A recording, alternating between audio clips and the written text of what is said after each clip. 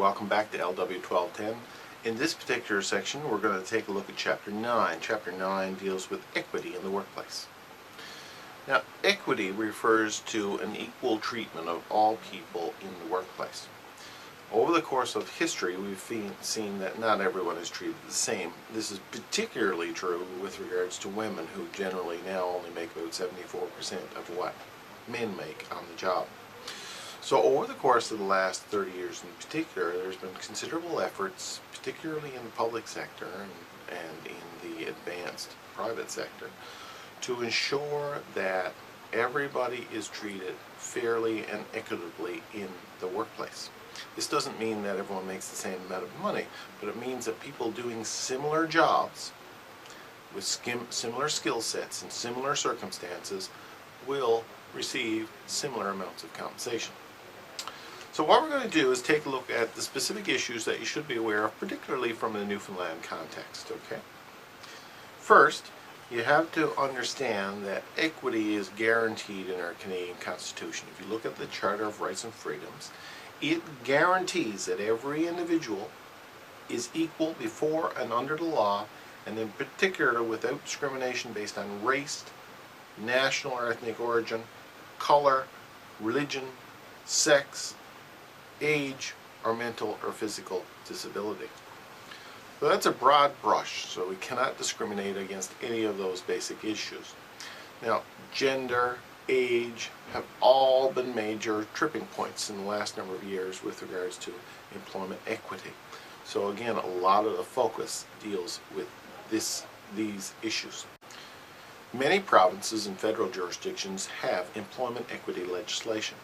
As of right now, Newfoundland and Labrador does not have specific employment equity legislation. Instead, the provisions that cover that are covered in the Newfoundland and Labrador Human Rights Code. So, in order to ensure that people are treated equally, you really need to look at the Human Rights Code in order to determine whether or not that an offense has occurred. Essentially, what we have to do in order to confirm that we have an employment equity or disequity situation is we need to evaluate some things. The first thing is that we have to consider the job itself, and is the work that is performed substantially the same in both jobs. So the substantial sameness helps kind of point to the fact that, yeah, they should receive similar wages. But it's not just limited to sameness.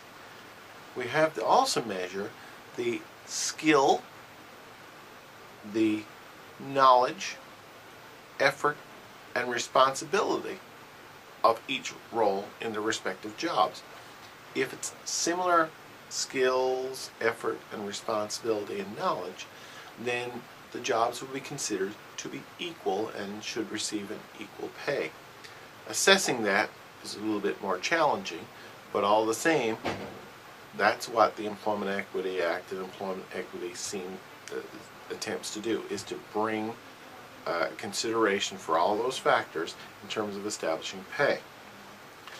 We also bring in some aspect of working conditions. Are they substantially the same? Maybe that could be a differentiator in terms of, if someone works in an office versus an outdoor environment, that's two different environments, and that could have an impact on how much someone will be paid. In terms of filing a complaint, again, the system is based on you, the employee, having a knowledge of your rights. So it's very much rights-based. You need to be aware of what your rights are so that you can enforce them on the employer. From an employer's point of view, we need to make sure that we work hard to make sure that when jobs are priced, or in other words, how much people get paid, that it has to reflect the knowledge, skill, and effort as opposed to who's in it, what gender they're in, and these sorts of things. In order to file a complaint, you have to go to the Human Rights Commission. They're the people that handle this stuff. And the first thing they're going to want you to do is try to resolve the problem at the place of work without bringing it really to them. So even though you may go see them first, they're going to want you to look primarily to see if you can resolve the issue internally first. If that's not the case, then they're going to judge your complaint and say it doesn't meet certain criteria.